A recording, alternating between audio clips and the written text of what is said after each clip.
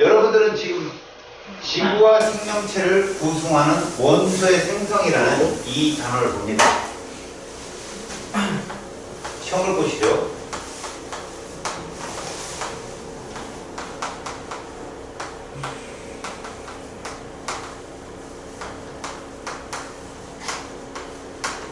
아, 제목이 참 길어요. 통합과학은. 그래서 제목 쓰기에 시간이 한해 걸립니다. 자, 도입을 한번 볼게요. 무슨 말이냐면 지난 요까지 조금 했었죠? 수소와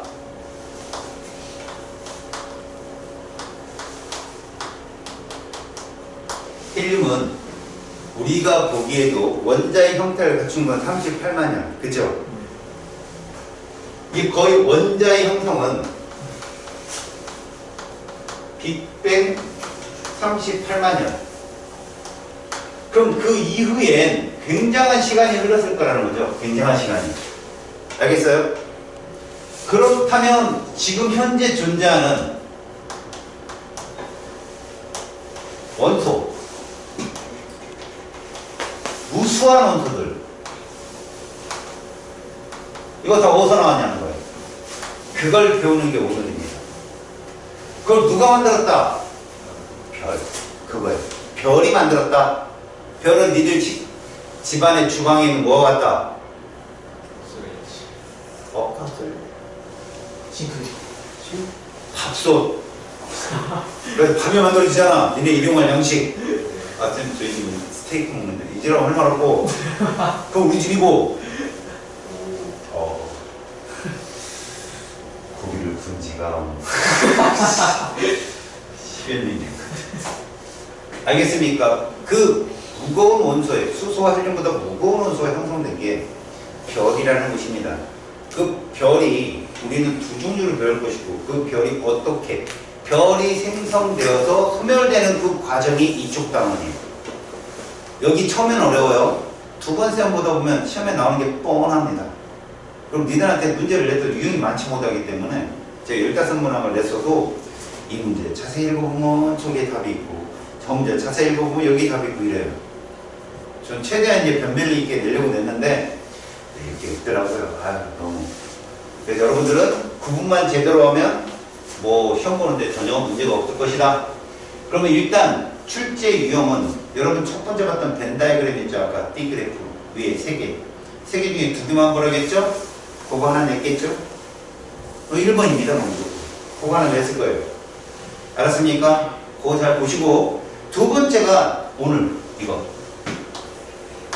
바로 별의 탄생과 원소의 생성이라고 되어 있는데, 자,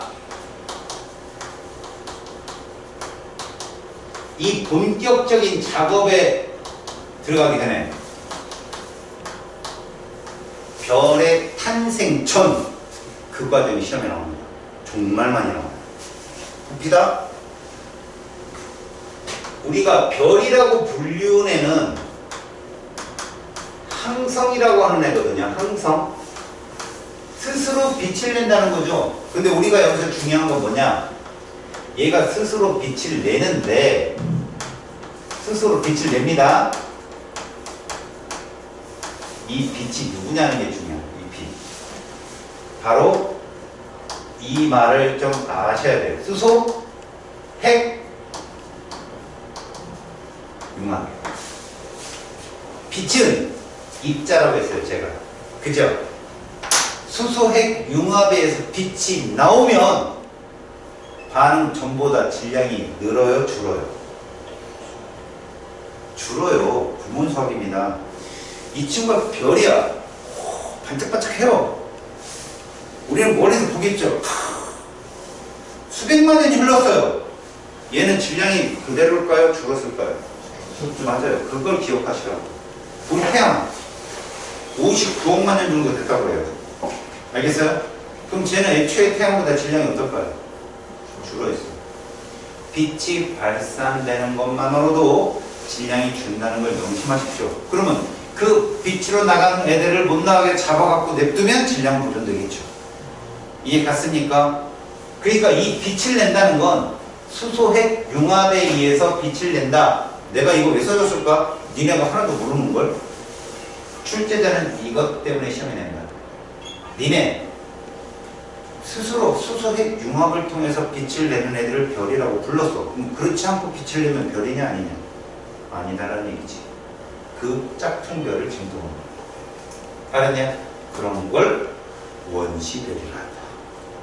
원시별이 만들어지는 과정에 그 과정을 지난 시간 보기가 했다고. 소개만 해줬잖아 내가. 그치? 그럼 출발이 뭐야? 잘 봐봐. 두 번째, 별이 생성되기 전. 다시 말해서 봐봐. 별의 탄생 직전까지의 과정. 이렇게 넓게 쓰면 이거야. 처음 출발 뭐라고 그랬어? 가스. 구름에. 자, 이게 뭘까? 이 가스가 원소다 얘들아. 원소. 닭이 먼저냐 달걀이 먼저냐 또 이제 출발이. 원래 가스의 거의 대부분이 누구 같다? 우주에 제일 많은 우주에 제일 많은 원소 누구야? 이 가스는 대부분이 수소랑 헬륨이었을 거야. 처음에는 이 기간 동안. 그치? 근데 그것들이 별이 만들어졌다 폭발하고 만들어졌다 폭발하면서 점점 이 가스의 구성성분도 질량이 큰 애들로 바뀌고 현재 원소까지 왔다는 얘기야. 그럼 너희들은 가스 그러면 우리 주변에 있는 메탄가스 이런 거 하지 말고 이 속에는 이런 애들이 대부분이구나라고 생각해야 돼. 알았어? 이 가스 중에 대부분은 누구라고? 수소. 대부분 수소야. 이렇게 알아요. 대부분 수소야. 알겠지? 가스 구름이 형성이 되는데 이게 이 구름들이 말이다. 흐릿하게 퍼져 있을 수도 있고 그리고 이렇게 질량이 존재하면 회전을 시작하거든. 이때 나타난 힘이 누구냐? 중력이야. 니네 아까 강력, 중력, 강력, 전기력, 양력, 중력 이렇게 네 가지가 있었잖아. 그치? 그 중에 제일 힘이 없는 애가 누구라고 그랬지? 이제 중력이 나타나기 시작하거든. 왜? 온도가 2.7 K 온도거든. 우주 온도가. 영하 아니? 영하 270도 정도 된다고. 켈빈 온도는 273을 더한 거잖아. 그지? 그러니까 2.7 켈빈 온도면 총 우주의 온도가 떨어져 있는 그 상태에서 이제 중력이 슬슬 뿜뿜 걸리는 거지. 가스 구름이 형성이 되는데 어디는 밀도가 크고 어디는 작을 거야. 그래서 그들 때문에 우주의 우주 배경 복사가 미세한 차이를 보이는 거다. 아까 배웠지? 기억나요? 이 가스 구름이 형성이 돼요. 알았죠? 이 가스 구름에 봐요. 무슨 힘이 작용을 해서 얘들의 밀도를 키운다는 거지? 이제부터는 중력이야. 알겠냐? 중력이 생기는 거야. 질량이 있는 애들끼리 서로 중력이 생기거든. 그리고 이렇게 중력이 생기기 시작하는 걸 뭘 보면 아니면 회전이 시작해. 회전. 우리 지구가 회전하냐 안 하냐? 하지. 자전한다고 그러지. 그 중력이 있는 거라고. 뉴턴 아저씨는 그랬잖아. 질량을 갖고 있는 모든 물체는 중력이 있다. 근데 그 중력이 실질적으로 작용을 하면 걔가 회전을 하는 거야. 알겠지? 회전을 하면 중력이 생기는 거죠. 지금 보면 여기에서 성운이 형성이 되는데 잘 봐. 중력에 의해서 얘가 생긴다고 생각합니다. 자, 그러면 성운이란 말은 가스 구름보다는 밀도가 어떻다? 커졌다. 이런 얘기예요. 밀도가 커짐으로 인해서 성운이 만들어지는 거라고. 너네 성운 많이 배웠지? 별자리에서. 개성운, 발광성운, 암흑성운, 말머리 뭐 이런 거 배웠잖아. 그치? 기억나? 그런 것들은 얘들보다 밀도가 훨씬 큰 것들. 알았어? 그래서 말머리 성운 같은 경우는 별빛을 차단하잖아. 밀도 진짜 센 거야. 별이 직전까지 가네. 알겠지? 이렇게 성운이 형성된다는 건 밀도가 커지는 거고 여기서 뭐가 생기는 거야? 중력 수축이 형성이 된 거야. 지금부터. 알겠죠? 중력 수축이 될 수 있는 중심에 힘이 생기는데 니네 이런 건 조심해라. 야, 이렇게 성운이 생겼다 해서 하나를 중심으로 이 전체 성운이 움직이지 않고 가스 구름이 형성되는데 군데군데 밀도가 군데군데 다를 거 아니에요. 군데군데 소용돌이가 생기는 거야. 군데군데. 알겠지? 그런 애들이 많이 있으면 성운처럼 보인다는 거야. 알았지? 성운이라는 건 별은 아니고 밀도가 커져서 중력이 막 작용하기 시작한 그 시점을 말하는 거다. 그래서 거기 보시면 여러 개의 원시별이 만들어진다 이런 말이 뭔 말이냐. 가스 구름이 하나가 막 돌아서 전체 엄청 큰 회전을 만드는 게 아니라 군데군데 회전을 만들어서 원시별이 군데군데 생기는 거야. 그런 걸 우리가 쓰고 보면 발광성운 뭐 이런 식으로 얘기하는 거야. 그런 것들은. 알았지? 그래서 거기 보시면 원시별이 형성이 되는데 이 원시별을 반드시 제대로 알아둬라. 별이냐 아니냐? 아니다라는 거 먼저. 이 원시별은 별이 아니야. 원시는 사람이냐 아니냐? 뭐 몰라. 그래서 사람이라고 해야 되는지. 알았어? 원시별은 별이 아니다가 너무 중요한 거야. 알았어? 별이 아니다. 그럼 별이려면 어떻게 해야 된다고? 뭘 해야 된다? 수소핵 융합 반응을 해야 돼. 내부에서. 너네 성운에서 원시별이 형성될 때 한계가 생긴다 아니다? 아니다. 다수의. 알겠지? 다수의 원시별이 형성이 된다. 군데 번쩍번쩍거리는 게 아니야.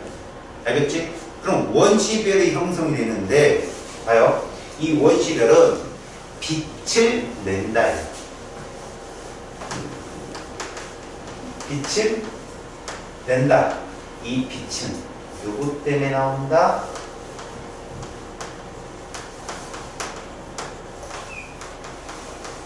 질문. 얘들아, 우주가 팽창하면 온도가 어떻다고 그랬지? 그럼 만약에 부피가 수축되면 내부 온도는 이거야. 가스 성운이 있는데 중력에 의해서 한 곳으로 몰릴 거 아니야? 목욕탕을 들어가면 비유가 목욕탕을 들어가면 이제 공통 저기 대중목욕탕 말고요. 니네 탕 있잖아요. 거기 이쪽에 들어가면 때가 이렇게 떠오를 거예요. 그죠? 상상만 하자고. 그리고 손을 이렇게 해요. 그럼 때가 가운데로 모여요. 그 부피가 수축되는 거예요, 여러분. 그 우주 공간에서 일어나면 가스가 멀리 퍼져 있다가 이게 수축이 되는 겁니다. 중력 수축에 의해서. 그럼 내부 온도가 올라가요. 그러면서 그거에 의해서 압력과 내부 온도와 압력이 상승하면서 빛이 나온다고요. 그게 바로 원시별이라고. 수소의 융합 아니에요. 아셨어요? 다시요. 얘들이 원시별이 형성이 되는데 결국 성운이 뭐가 형성이 되면 중력이 더 발달해서 중력 수축이 일어나게 되면 내부 온도와 압력이 어떻게 된다? 커져서 빛이 나온다 이런 얘기예요. 얘는 별이 아닙니다. 명심하세요. 그런 것이 군데군데 자주 생긴다 이런 것이죠. 그래도 우리는 별이라고 안 한다. 그러면 이게 중요한 거예요. 별이 탄생. 내부 온도 얼마? 읽어보세요. 내부 온도 얼마? 내부 온도 얼마? 그렇지. 1000만 원 있어야 돼. 아, 비싸네. 이렇게. 얘가 돼야 뭐가 시작한다? 이게 시작된다. 알겠니? 이때부터 우리는 뭐라고 부른다? 스타. 알겠어요? 이때부터 스타라고 부른다. 알겠지? 이때 이 별이 내부 온도가 1000만 켈빈 온도 이상이 되어서 이때부터 핵과 핵끼리의 융합이 시작이 된다면 이때 모습은 어떤 것이냐가 이제 새로운 막으로 넘어가는 겁니다. 이 1막에서 시험 문제 진짜 많이 나온다. 순서도 잘 나오고 원시별의 특징에 대해서도 잘 나오고.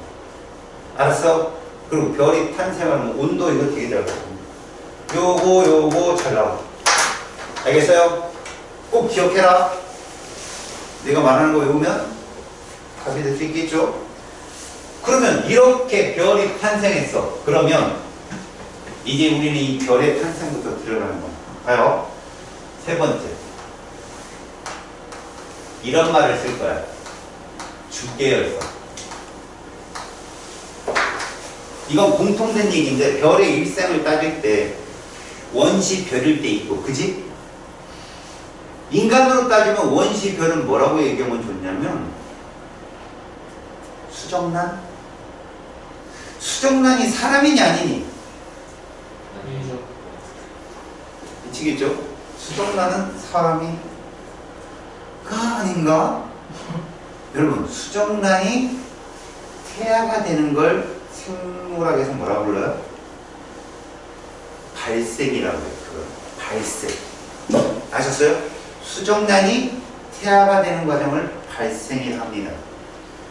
그럼 도대체 사람은 언제부터가 사람이야? 태아가 사람입니다. 태아. 알았어? 그래서 이 낙태법이 이제 막 논란이 되는 게 그거예요.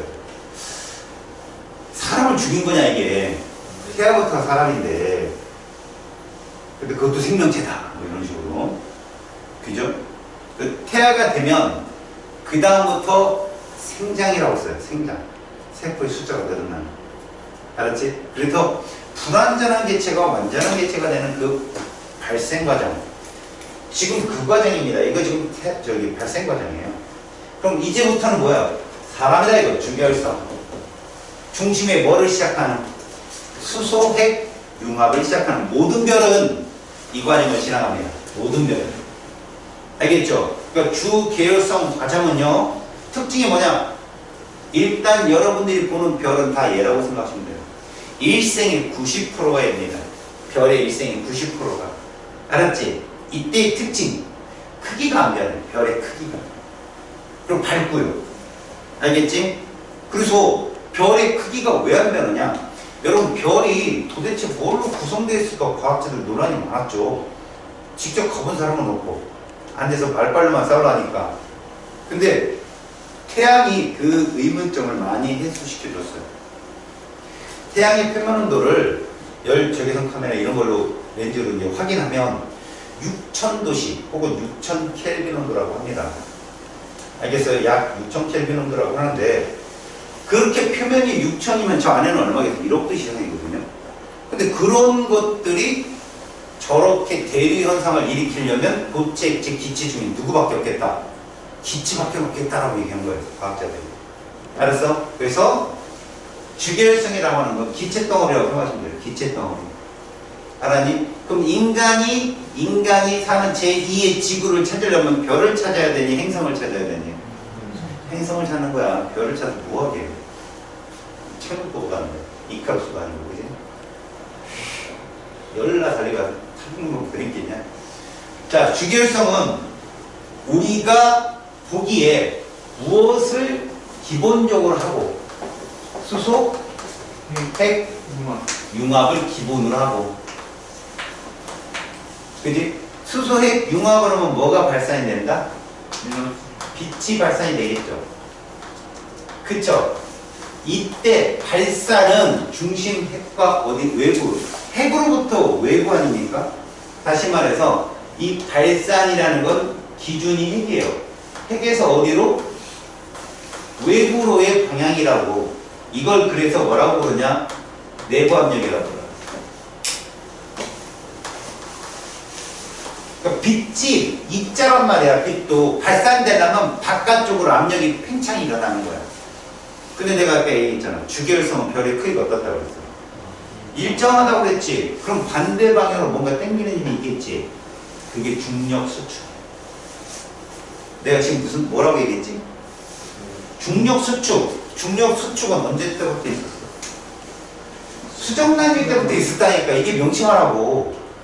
여기선 중력 수축이 기본적인 힘이었지. 여기 들어가니까 뭐가 나타나는 거야? 내부 압력이 나타나는 거야. 근데 이 내부 압력은 누구 때문에 나타나는 거라고? 수소, 핵, 융합 때문에. 그게 일어나려면 내부 온도가 몇만 켈빈 온도? 이렇게 알아두라고. 알았어? 이게 다 시험의 한 가락이라고. 계속 나온다고 얘들한테. 알았지? 그지? 네. 자, 별의 크기가 일정하다. 왜?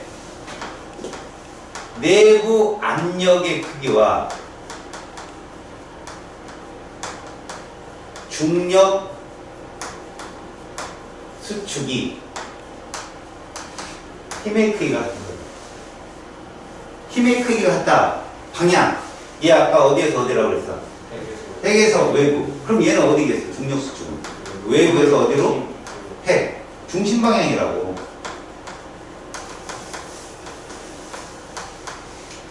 그게 너희들 그림에 있는 거야. 그림에 한번 봐봐. 밑에 그림에 보면 별의 크기는 일정하다고 써놨잖아. 내부 압력은 밖을 향해 있는데 밖에서 중력 수축은 내부 쪽으로 향해 있잖아. 그 이미 평형을 이루는 거야. 이 평형을 잘 들어. 힘이 없는 게 아닌 거야. 알지? 힘이 합력이 0인 거지. 이해 갔지? 외부에서 힘도 있고 내부에서 밖으로 힘도 있단 말이야. 그게 합이 0인데 모양의 크기가 일정하게. 알았어? 그럼 이제 별의 크기가 변한다는 건 뭘 의미할까?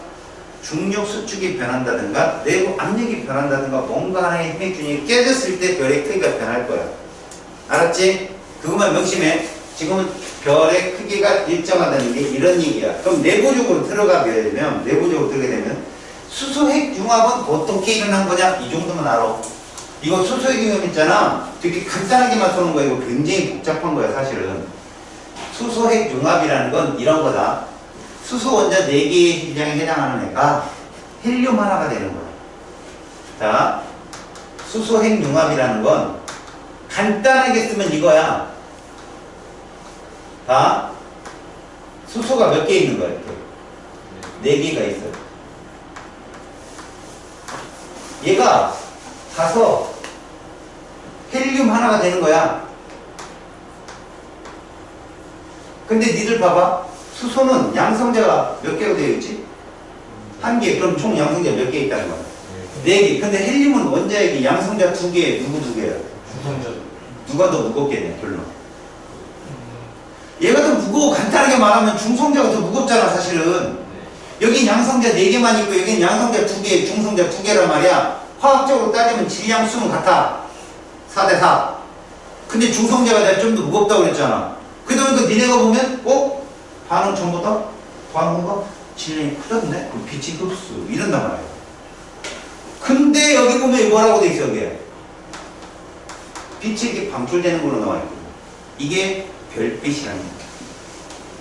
별빛이 납니다. 이거다. 그치? 선생님, 그럼 질량적으로 안 맞는데요? 중간에 복잡한 과정이 빠져있는 거야. 니네 아까 봤잖아. 수소 하나가 중성자랑 만나서 중수소 만들고, 양성자랑 만나가지고, 3번 헬륨이 되고, 그다음 4번 이렇게 2번 헬륨 4짜리가 되는데 복잡한 과정을 거친 단순한 거 같지? 그치? 그거보다 배나 더 복잡한 핵융합 과정이 일어나. 그러면 이제 이게 출제자가 이제 그 전 과정을 너희들이 다 아느냐 모르냐 이건 배제하고 이걸 묻는다. 이게 핵융합 전이잖아. 맞지? 그럼 이건 핵융합 뭐가 돼? 후가 될 거야. 질량 핵융합 전과 핵융합 후 누가 풀 거야?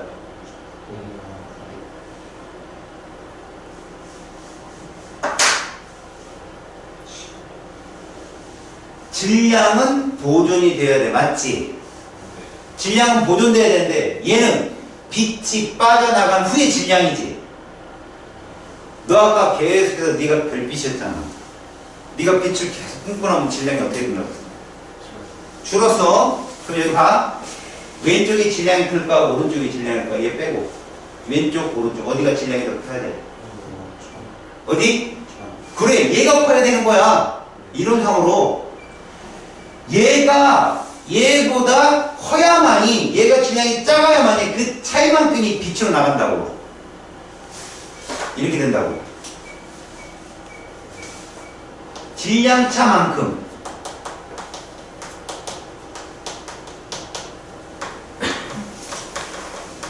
빛이 방출된다.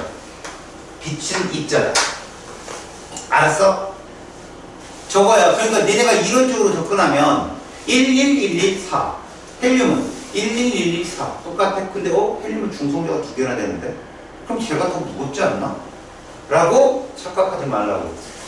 출발은 얘지만 중간에 많은 것들이 접촉이 있어. 계속 핵융합 과정이. 알았지? 그래서 전체적으로 니들한테 시험에 내면 이건 핵융합 전이라고 한다면 전이 후보다는 진행이 커야 된다고. 알았어? 그러니까 저건 암기를 할 수가 없어.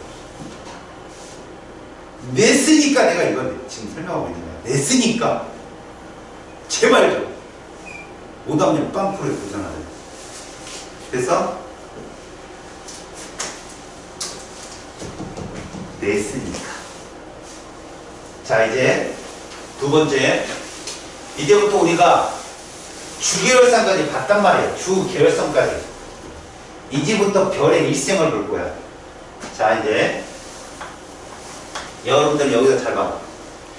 별이 일생이 두 종류를 배울 거야. 별의 일생을 두 종류를 배우고 굉장히 많은데 두 종류만 배운다. 태양과 비슷한 애하고 태양보다 무거운 애 두 개를 배워.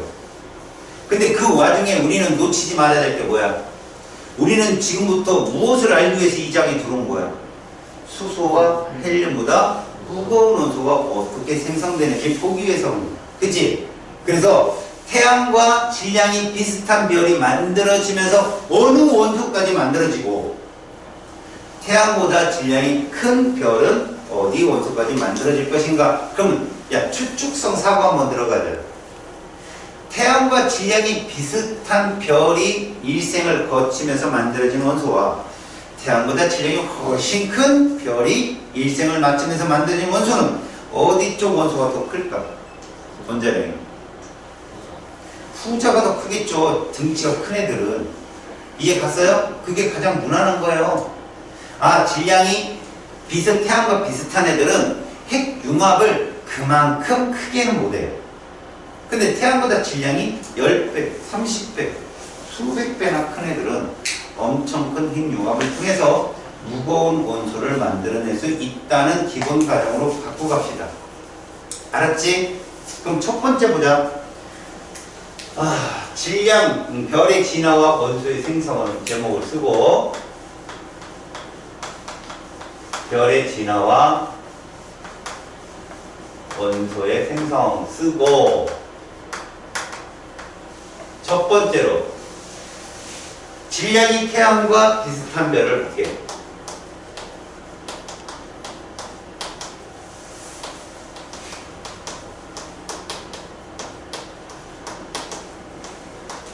종류가 되게 많거든. 그런데 학교 선생님들께서 설명해 주시는 거는 대충 들으시고 여러분들은 머릿속에 뼈를 딱 심어놔야 되거든. 뼈대를. 그래서 갈색, 예색이니 막 쓸데없는 말 다 외우지 마세요. 우린 이미 별이 탄생하기 전에 움직인 원시별까지 봤고요.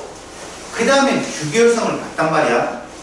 지금 여러분들이 질량이 태양과 비슷하거나 질량이 태양보다 훨씬 무거운 별들을 볼 때는 항상 주계열성 이유를 보세요. 주계열성까지 공통적이라고 해요. 알았어?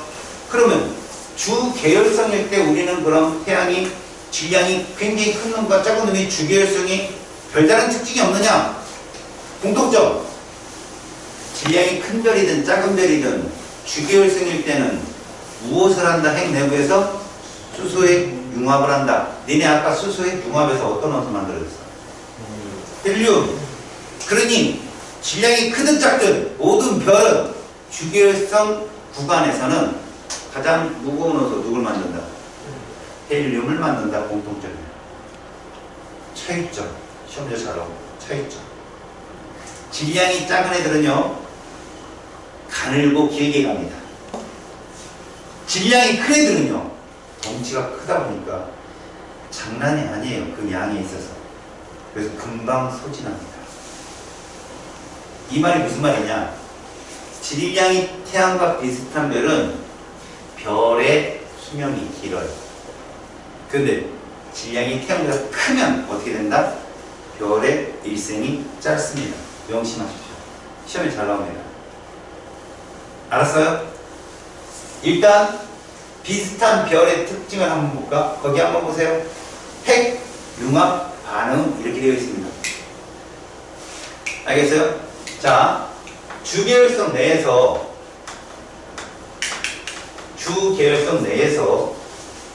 우리는 수소핵 융합을 통해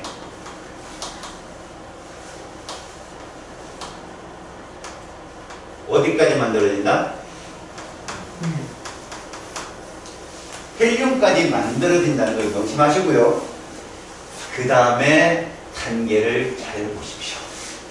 자, 중심 핵이 이제 더 이상 반응할 수소가 없어. 그럼 뭐만 남았다는 얘기냐?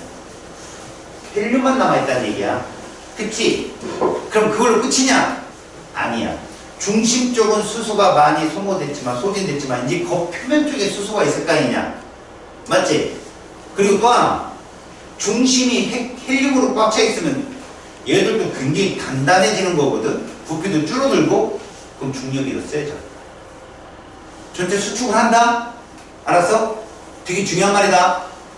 주결성보다 더 부피가 갑자기 줄어. 니네 부피 줄면 내부 온도 어떻게 된다 그랬어?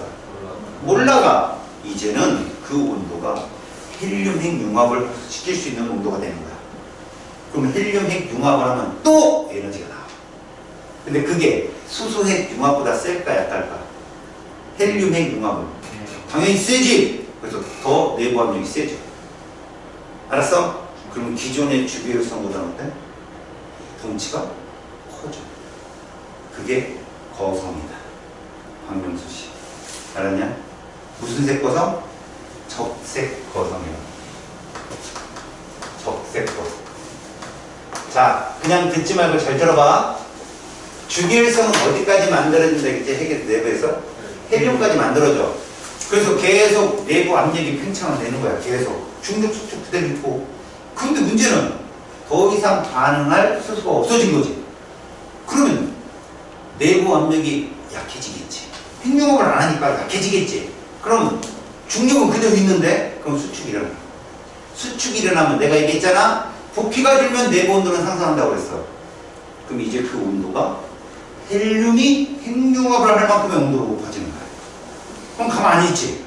헬륨이 또 융합해. 빡! 알았어? 그럼 거기서 또 에너지가 나오지. 근데 그 에너지는 수소 핵 융합보다 훨씬 큰 에너지였던 거지. 확 밀어내. 중력은 그대로인데. 확 밀어내면 얘들이 평형이 될 때까지 밀려 올라가는 거야. 그러면 주기율성일 때보다는 별의 크기가 어떻게 된다? 커지겠지. 근데 더 웃기는 거야. 그렇게 해서 발산 에너지가 밖으로 나갈 때, 잘 들어봐. 내부에는 헬륨이 있다지만, 그래도 외부에 있는 수소가 또 있잖아. 외부에 있는 수소도 핵융합을 해. 알았냐? 외부 쪽에 있는 내부에는 헬륨 핵융합이 일어나는데, 그 바깥쪽에 있는 수소층이 있을 거 아니냐? 거기도 그 내부 압력 온도에 의해서 발산되는 빛에 의해서 거기서 핵융합이 일어난다고. 질문. 중심 핵에서 수소 핵 융합이 일어나는 단계가 언제라고? 주결성 단계다. 그럼 적색 고성 단계에서는 수소 핵 융합이 일어난다 안 일어난다? 중요하다. 속으로 5초만 생각해요. 적색 고성 단계에서는 수소 핵 융합이 일어난다 안 일어난다? 일어나면 오른손, 안 일어나면 왼손. 하나 둘 셋. 네. 전원 다 맞았습니다. 그래. 중심 핵에서 일어나냐 안 일어나냐고 묻는 게 아니잖아. 일어난다고. 이런 게 사소한 줄 하나가 있는 거야. 계속 1, 2, 3, 4, 5번 중에. 걸리면 죽어. 알았지?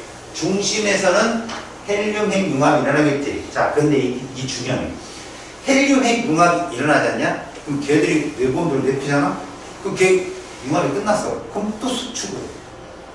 또 수축을 해요. 그럼 또 그 헬륨 핵 융합을 통해서 만들어지는 탄소가 있거든요. 이 탄소가 또 탄소 핵 융합을 해요. 그럼 한도 끝도 없이 가느냐? 아니요. 질량이 작은 놈은 산소까지만 만듭니다. 중심 핵에서. 알았어? 그래서 거기에 그림을 그려준 거야. 알겠냐? 봐. 적색 거성에서는 안쪽은 헬륨 핵 융합이 일어나고 바깥쪽에서는 뭐가 일어났어? 그렇지. 여기선 헬륨핵 융합이 일어났지만 이 바깥쪽에 누가 일어나? 수소핵 융합이 일어나는 거야. 얘들은 안에서 수소핵 융합만 일어났잖아. 그치? 그래서 적색 거성이라고 하는 거야. 붉은색. 표면 온도는 낮아요. 적색이. 알았어요? 그렇다면 이 적색 거성을 통해서 이제 얘가 이제 별의 내부가 뭐냐면 그 백색 외성 단계로 이제 행성상 성운에서 백색 외성 단계로 들어가게 되거든요.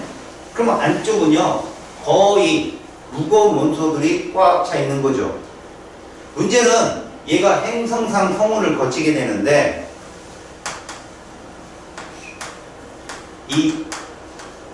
이렇게 생각하시면 됩니다. 얘들이 적색 거성을 지나서 별이 폭발을 하게 돼요. 뻥. 알겠어요? 폭발하면 여기 있던 만들었던 누구? 탄소, 헬륨, 수소, 산소 같은 것들이 퍼져나가거든. 퍼지는데 멀리 못 가요. 덩치가 크지 않으니까. 그래서 성운처럼 되는 거예요, 주변이. 그럼 가운데는 별이 그대로 있거든요. 별이. 대부분의 별 모습이 그대로 있어요. 걔가 나중에 백색 외성이 돼요. 그럼 여기서 중요한 거. 막말로 말하면 이 아이들은 이 성운을 통해서 별 자체가 중심부를 통해서 뭐까지 갑니까? 산소까지 가거든요. 탄소나 산소. 그럼 봐봐요. 얘들이 계속 융합을 통해서 중심에는 누가 있고요? 탄소나 산소가 있는 거야. 탄소나 산소. 주변에는 누가 있나 봐봐요. 좀 안쪽에는 헬륨이 있고요. 마지막에는 누가 있어요? 수소가 있는 이런 게 태양과 질량이 비슷한 별들의 특징. 우리 태양계가 이렇게 변해요. 덩치 커져서 지구 궁전궤도까지 커질 수 있대요. 지구를 먹을 겁니다. 태양이 거의 70억, 80억 정도 됩니다. 알았어요? 그러면 여기까지 가면 이것들이 폭발을 통해서 중심 핵 부분이 존재하고 주위에 이런 원소들이 뿌옇게 퍼져 있는 거지. 그게 행성상 성운이야.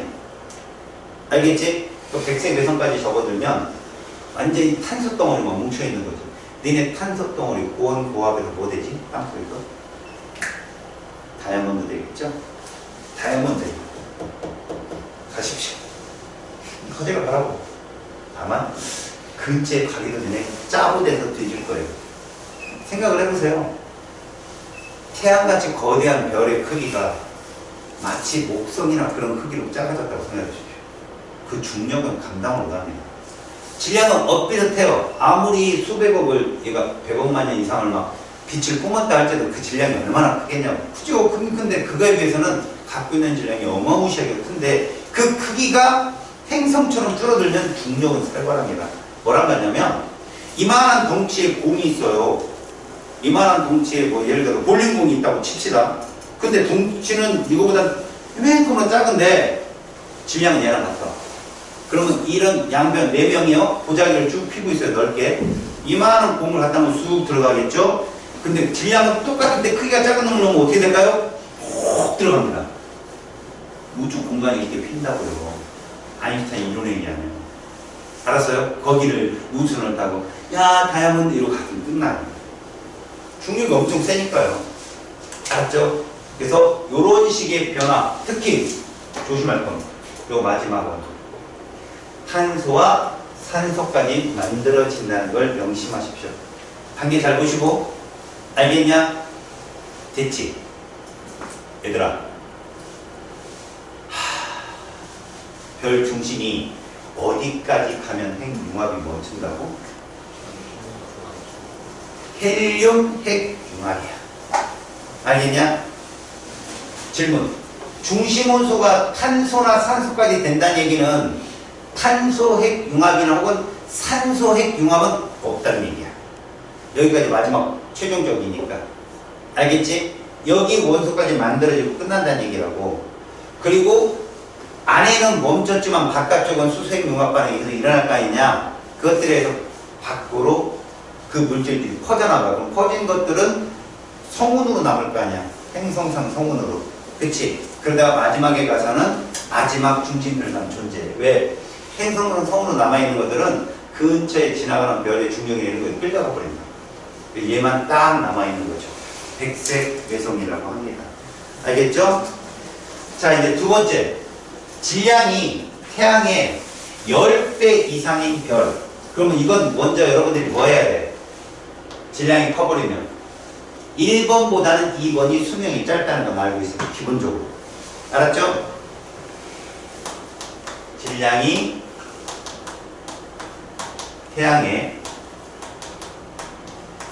태양보다 큰 별 이러면 돼요. 10배 이상인 별. 자, 수명은 어떻다? 짧아집니다. 그러면 이 아이들은 주 계열성까지 똑같아요. 똑같은데 시간당 핵 융합 에너지가 엄청나게 커요. 그럼 주 계열성은 금방 지나갑니다. 알겠어요? 금방 지나가는데 덩치가 크다 보니까 그 다음에 거성 단계에서는 어떤 거성 단계로 들어가는 적색 거성 단계가 아니에요. 얘는 뭐다? 초거성. 엄청 크다는 거예요. 초거성. 알았죠? 덩치가 크니까 거성 단계도 엄청나게 큰데 스케일이 장난 아니겠죠. 알겠어? 그러면 중심에서 질량이 크다 보니까 핵융합이 헬륨 핵융합, 그러니까 탄소 핵융합도 일어나죠. 여기는 탄소 핵융합까지 산소까지 가거든요. 근데 헬륨 핵융합에 의해서 탄소 산소까지 가면 끝인데 얘들은 계속 일어나. 질량이 크니까. 그래서 마지막에 어디까지 간다. 이게 시험에 잘 나와요. 철이요. 그 끝입니다. 근데 이 말을 잘 들어봐. 야, 철까지 만들어진다는 얘기는 철의 핵융합이 일어난다 안 일어난다. 이거 명심하라고. 철까지 간다는 뜻은 철의 핵융합은 아니란 얘기야. 알았니? 그래서 그 단계별 핵융합까지는 시험에 안 나와. 마지막 최종적으로 어느 원소까지 핵융합이 일어나느냐는 거야. 철이야. 철은 왜 철까지냐고 묻는다면 철은 굉장히 구조적으로 그 원자 구조 자체가 안정적이에요. 알겠어요? 그래서 철 이상이 되버리면 불안정해가지고 뭐라고 얘기했냐면 핵 붕괴도 잘 일어나고 이러거든요. 근데 철까지는 굉장히 안정적이다 해가지고 안정적이다 해가지고 초고성 여기서 어디까지 일어난다? 철의 융합까지 일어난다. 그러고 모습 한번 보세요.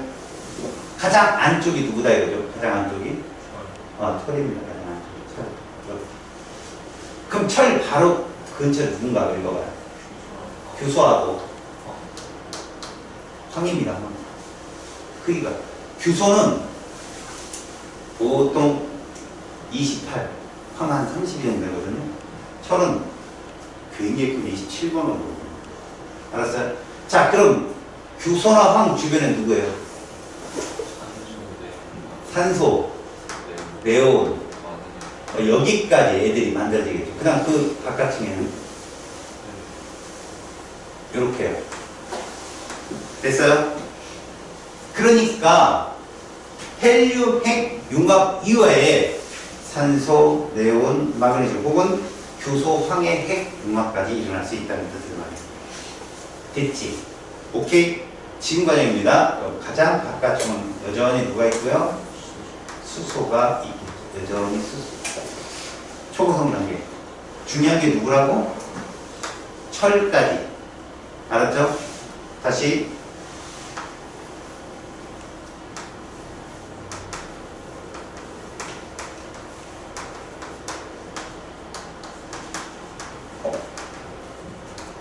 철까지. 무거운 원소 철까지. 근데 얘들은 이대로 안 있고 질량이 하도 크다 보니까 또 덩치도 있다 보니까 나중에 뭐가 되냐는 예를 들었어. 시험에 잘 나온 거야. 초신성. 자, 초고성 단계에서는 얘가 시험에 잘 나와. 철까지 만들어진다는 거 잘 나오고 초신성은 좀 달라. 폭발을 하는데 이게 얼마나 그 밝기가 세냐면 덩치가 크다 보니까 우리 조선 왕조 실록에도 이게 써있어. 한 달 동안 하늘에 태양이 두 개 떠 있다는 거야. 그러니까 태양하고 밝기가 비슷한 거야. 그렇게 멀리 있는데 초신성이 그래. 그리고 폭발력이 너무나 대단해가지고 수만 광년까지 행성들이 날아가는 거야. 살벌해. 알았냐? 근데 우리는 그런 뭐 어떤 폭발 범위나 이런 게 중요한 게 아니라 초신성을 통해서 또 원소가 합성이 돼요. 그게 가장 무거운 원소가 합성되거든. 누구냐 그게? 우라늄이나 금이다. 알았어? 외우셔야 돼요. 초신성 폭발을 통해 만들어지는 원소 뭐라고 합니까? 폭발을 통해 돼. 기준이야. 철보다 무거운 원소 생성 이루어집니다. 그게 누굽니까? 우라늄, 금 이런 애들이 초신성 폭발 시에 만들어집니다. 이때 초신성을 지나서 보세요. 지나서 질량이 좀 더 작으면 중성자별이 되고요. 엄청 큰 별이 초신성 폭발을 일으키면 블랙홀이 됩니다. 블랙홀은 여러분 들어가서 알고 있죠? 질량이 너무 커서 빛이 들어가면 빠져나오지 못해. 시간의 지평선이라는 곳이죠. 멈춰있는 게 아니라 시간이 천천히 흐르는 곳이에요. 알았지? 그 안에서 뭐 하루는 밖에서 뭐 1년 뭐 이런 식의 인터스텔라는 거기서 봤잖아요. 그치? 요런 겁니다. 시험에 누구 나오나요? 일단 첫 번째 질문. 1번, 2번 중에 수명이 누가 더 짧다? 2번이 짧다 하나 나오고요. 두 번째, 중심 핵융합을 통해서 어느 원소까지 만들어진다? 철. 됐죠? 마지막. 철보다 무거운 원소는 언제 생긴다? 초신성 폭발 시에. 알겠죠? 초신성 폭발 시에 바로 철보다 무거운 원소가 생성돼서 우주 곳곳으로 퍼져나간다 이런 뜻입니다. 이해 갔어요? 됐죠? 자, 다시 한번 정리를 할 테니까 봅시다. 자, 우리가 실제로 성운이라고 하는 곳에서 본다면 이 성운이 어디를 거쳐서 원시별을 거쳐서 주계열성으로 들어갑니다. 주계열성으로 들어가서 적색 거성을 거쳤다는 이 단계를 딱 들어가는 순간 너희들은 뭘 알아야 돼? 아, 태양과 비슷한 거예요. 됐죠? 그렇다면 보세요. 우리 주계열성에서는 무엇이 합성이 되고요? 헬륨이 합성이 됩니다. 헬륨 핵융합이 일어나는 게 아니야, 알지? 수소 핵융합을 통해서 헬륨이 만들어지는 거라고. 그것이 적색 거성 단계에 가서 어떤 원소까지 만들어진다? 탄소나 산소까지. 그 다음에 뭐가 된다? 행성상 성운이 되고, 그 다음에 백색 외성이 돼서 마지막에 다시 성운으로 들어가요. 오래됩니다. 물론 봐봐. 여기서 행성상 성운이 되었다가 행성상 여기서 그 성운이 빠져나가고 여기서 백색 외성으로 엄밀히 말하면 얘들은 영원히 이런 형태로 존재하거든요. 여기서 원시별을 거쳐서 주계열성을 거쳐서 초고성으로 들어가게 되면 이것들은 어디까지 만들어지는 거다? 철. 됐지? 근데 초신성 폭발을 통해서 무엇도 만들어진다? 그지? 우라늄이나 금. 그러다가 나중에 빠져나가는 거죠. 초신성 폭발이 성운으로 가거든요. 빵! 폭발을 내보내면 나중에 흩어져서 성운이 되는데 요 사이에 질량이 그나마 좀 작은 게 무슨 별로 가고? 중성자별로 가고, 좀 큰 애들은 블랙홀로 간다 이렇게 정리를 나중에 한번 하셔요. 알았죠? 왼쪽은 질량이 태양과 비슷한 애들, 오른쪽은 큰 애들입니다. 됐어요? 여기까지 왔죠?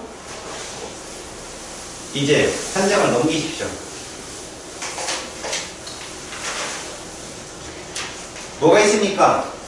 태양계와 지구의 형성이라는 게 있어요. 태양계. 먼저 여러분, 다 왔어. 이제 끝났어, 우주는.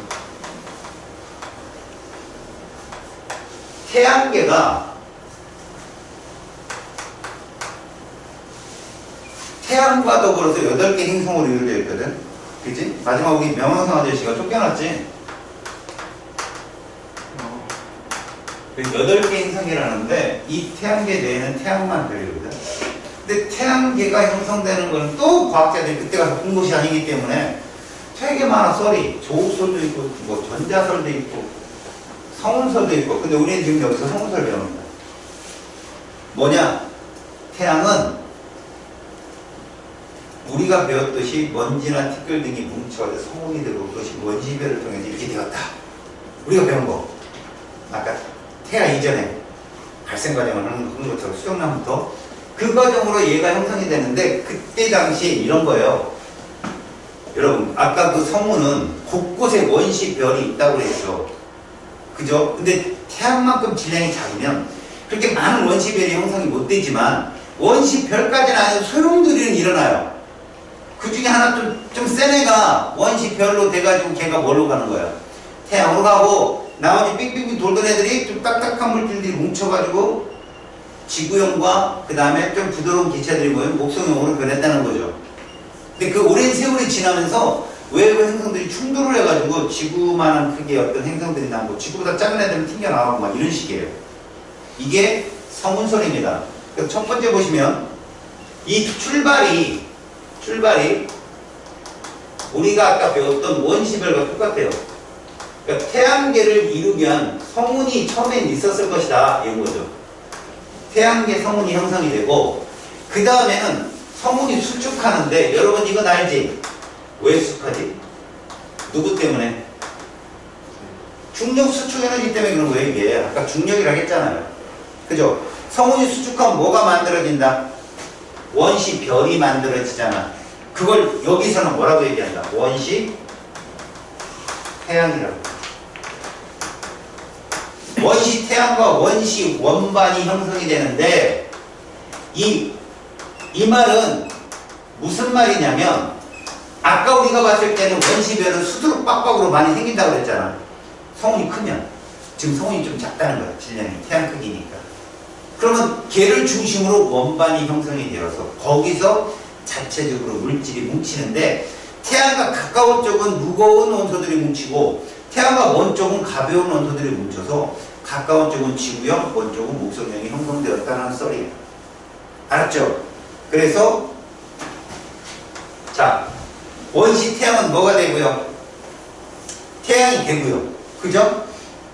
얘는 계속해서 중력 수축 에너지에서 온도가 높아질 겁니다. 근데 주변에 있는 원반에 있는 물질들이 뭉쳐서 미행성체를 형성한다. 이게 이제 지구의 원시 지구의 출발이다 이런 얘기예요. 알았죠? 그리고 이제 얘들은 태양이 완성이 되고, 그죠? 그 태양이 스스로 주계열성의 역할을 하기 시작하면서 주변에 있는 뭐가 원시 행성 출현하게 됩니다. 왜 원시 행성이라고 하냐면 아직까지 그 크기나 이런 것들이 딱딱하게 붙지 않았고 생명체가 살 수 없으니까. 그래서 이런 걸 태양계라고 하죠. 이게 무슨 썰이라고? 성운설인데 성운설은 말도 안 나와요. 그냥 여러분들이 쭉 읽어보면 아 원시별이 만들어지는 과정을 통해서 태양계를 설명했구나 라고 보여요. 원시별 몇 개 있다고 여기? 하나 있어. 그 누구야? 태양 하나. 알았죠?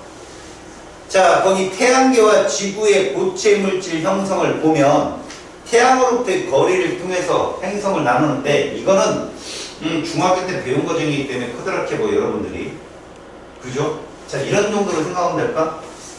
요렇게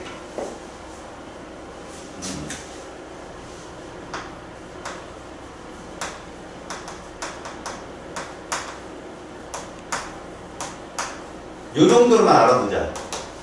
자, 여기에 누가 있다? 태양이 있다라고 하면 자, 경계를 하는 거야.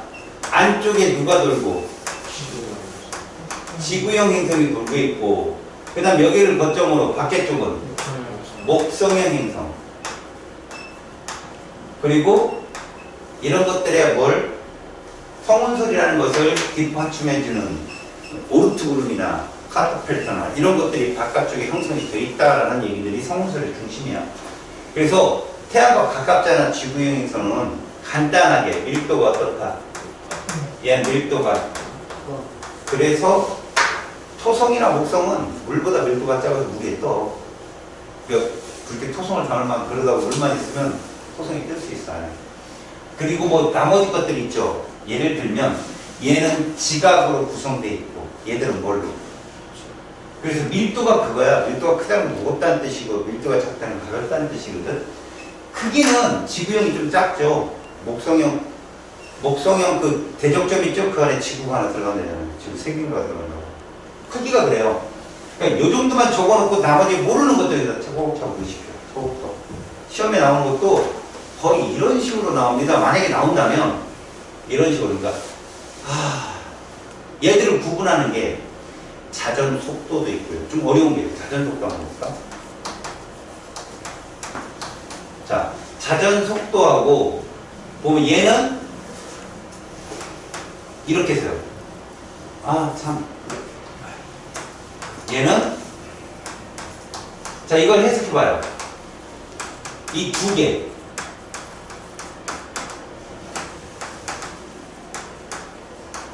두 개가 뭐냐? 속도가 느려서 하루가 24시간 이런 식이에요. 속도가 빨라서 하루가 8시간. 목성, 토성 같은 경우는 12시간 내지 8시간에 하루가. 그만큼 빠르다고. 빠르니까 무슨 무늬가 생겨? 가로줄 무늬 생기고 이런 식으로. 요 정도만 알고 계세요. 요 정도만. 알겠죠? 요 정도만 알고 있으면 나중에 쓰는 데 어려움 없고요. 그 다음 지구의 형성 과정 보세요. 자, 지구만 따로 놓고 보는 건데요. 지구는 제일 먼저 이게 존재합니다. 미행성의 충돌. 이거 언제 때 일어나는 거냐? 여기 마지막 원시 행성. 태양은 이미 만들어졌고요. 미행성이 와서 계속 빵빵 부딪혀주는 거야. 찰흙 인형에 찰흙 갖다 붙이는 거랑 똑같아요. 근데 그것들이 고온이니까 계속 합쳐질 수 있는 거야. 고온이니까. 그래서 거기에 보면 마그마 바다라는 말이 있는데, 지금 마그마 바다면 지각이 형성이 안 될 때입니다. 지금 금성에 해당된다고 생각하시면 돼요. 금성의 표면 온도가 지금 500도 이상이거든요. 그러면 마그마 바다라는 건 이 형태면 뭐가 일어나는 거예요? 무거운 건 안으로 계속 들어가는 거예요. 가벼운 건 위로 올라오고. 그래서 실제로 마그마 바다라고 하는 말은 딱딱한 형태의 고체 형성이 어렵기 때문에 용융 상태라고 보시면 돼요. 용융 상태. 그래서 무거운 원소는